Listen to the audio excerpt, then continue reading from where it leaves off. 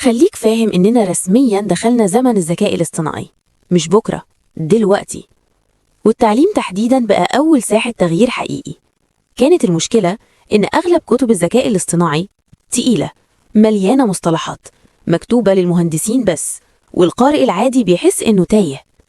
الكتاب ده كسر القاعدة. ليه الكتاب ده مختلف فعلاً؟ لأول مرة العلم الحقيقي بتاع الذكاء الاصطناعي يتقدم بلغة إنسانية سهلة تخاطب العقل ولا ترهق المخ. الكتاب جمع بين العمق العلمي، بساطة الشرح، فهم النفس البشرية وطريقة الاستيعاب، تكامل نادر ومش سهل يتكرر. اتقدمت بأسلوب مدروس، علم نفس، تبسيط ذكي لسهولة توصيل المعلومة، للدكتورة أميرة عبد الرازق، مع المادة العلمية الدقيقة من المهندسة منار الشريف.